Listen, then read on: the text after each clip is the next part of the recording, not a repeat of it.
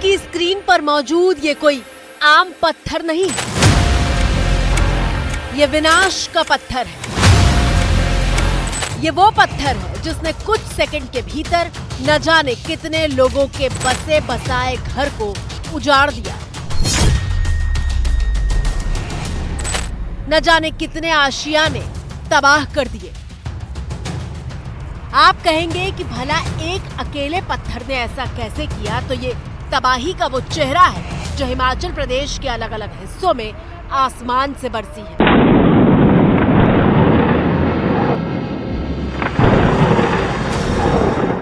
ओ भगवान, ओ भगवान, ओ भगवान।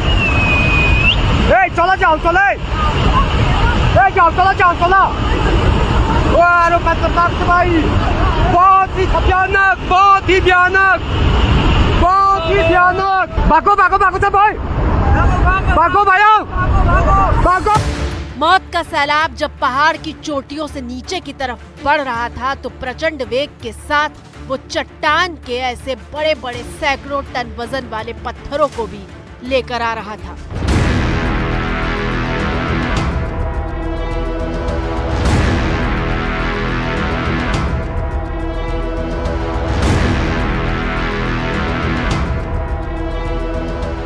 और ये पत्थर जब पानी के साथ पहाड़ के रिहायशी इलाकों तक पहुंचे तो वहां मलबे के सिवाय और कुछ बाकी न रहा। हम समेत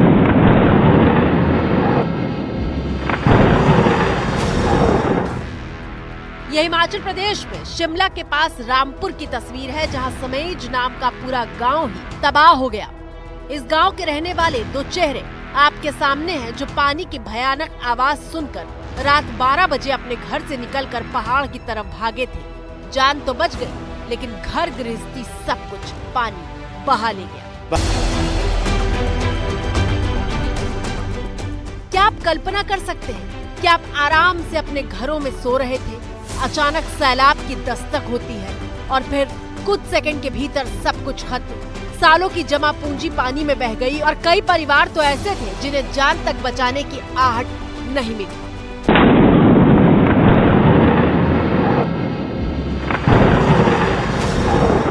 ये 200 फीट का एरिया है, 200 फीट एरिया है जिसको जो है ये नाला जो है पूरी तरह भर गया था। तो अंत तक आप देखेंगे जहां तक नजर जाती है वहां तक तबाही का मंजर, तबाही के निशान जो हैं वो नजर आते हैं। दरअसल कुल्लू और शिमला का ये बॉर्डर पड़ता है, ये सतलुज नदी के इस तरफ ये गांव है। सामने आप देख सकते हैं अभी भी घर जो हैं वो नज़र आ रहे हैं। इनके साथ भी कम से कम 12 घर थे जहां से लोग जो हैं मलबे में जो हैं वो बह गए हैं। सुना आपने कैसे छोटी सी बहने वाली नाले की ये धारा 200 फीट तक फैलकर विकराल हो गई थी। जो लोग लापता हैं उनकी तलाश में देश के जवान सर्च ऑपरेशन चला रहे हैं।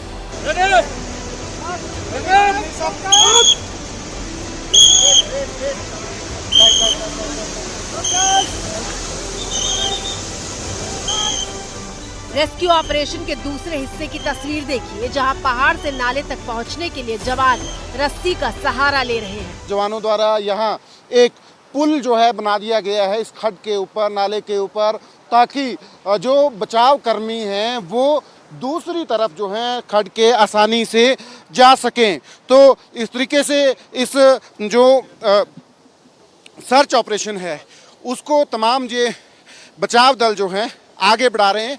एनडीआरएफ के जवान लगे हैं, जगह जगह तलाशी अभियान चला है ताकि मिट्टी खोद के जो है सर्च की जा रही है, ताकि कोई शव जो है जो गांव वाले उस जलजले में बहे थे उनका मिल सके।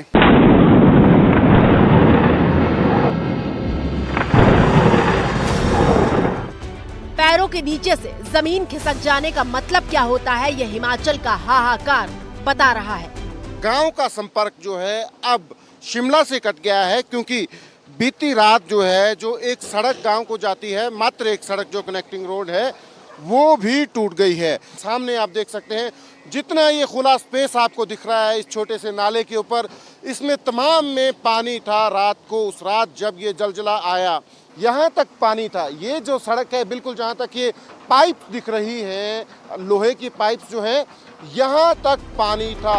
आंसुओं के सैलाब में डूबे ये वो लोग हैं जो नहीं जानते कि उनके अपने जिंदा भी हैं या नहीं। सोचकर भी जहन कांप उठता है कि आंखों के सामने आपके बच्चे और घर दोनों को सैलाब बहा ले जाए तो कैसा महसूस होता होगा।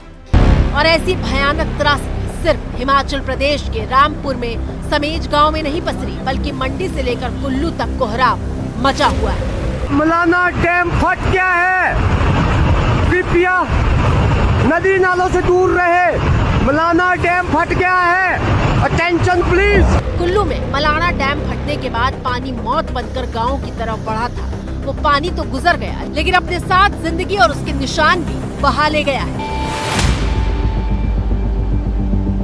ये वो जगह है जहां करीब 1 दर्जन घर और मंदिर हुआ करते थे, लेकिन अब सिर्फ मलबा और मिट्टी का कब्जा है।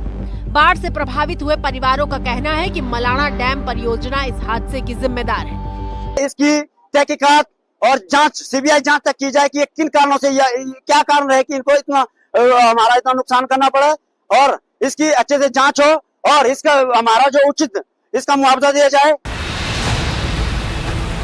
हिमाचल प्रदेश में पार्वती नदी से लेकर ब्यास नदी तक उफान पर है। इन नदियों में जब बाढ़ आई तो कैसा हाहाकार मचा था, उसकी एक तस्वीर देखिए।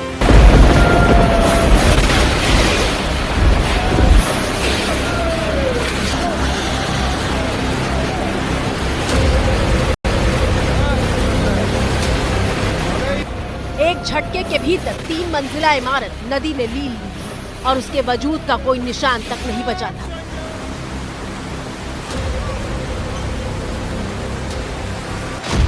हिमाचल प्रदेश के मंडी, कुल्लू और शिमला के रामपुर में बादल फटा है। 65 घरों को नुकसान पहुंचा है। 23 जानवरों की जान चली गई है। रामपुर में एनडीआरएफ के 70 जवान सर्च ऑपरेशन चला रहे हैं, जबकि कुल्लू के मलाना में 20 से 25 लोगों के फंसे होने की आशंका है, जबकि 40 से ज्यादा लोग लापता हैं।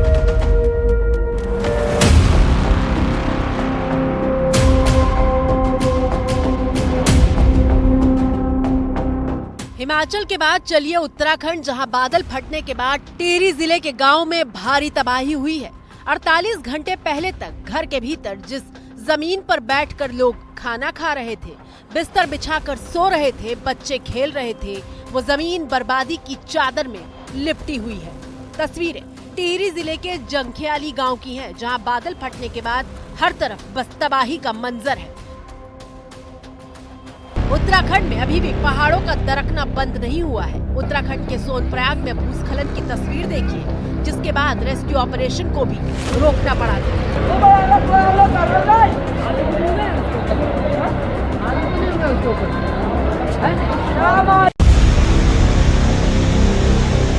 साल 2024 में आसमानी आफत की सबसे बड़ी त्रासदी केरल के वायनाड में सही है। केरल के वायनाड में 30 जुलाई की सुबह आसमान से बारिश नहीं, मौत बरसी थी। लेकिन हादसे के चौथे दिन उस वक्त चमत्कार हुआ जब मलबे के भीतर से 4 लोगों को जिंदा निकाला गया। 2 पुरुष और 2 महिलाओं को मलबे से बाहर निकाला गया है। चारों लोग एक ही परिवार के हैं। वायनाड में बादल फटने से मची तबाही में 300 से ज्यादा लोगों की जान जा चुकी है। सबसे खतरनाक बात यह है कि 195 शव ही बरामद हुए हैं, जबकि 100 से ज्यादा लोगों के शरीर का कुछ हिस्सा ही मिला है।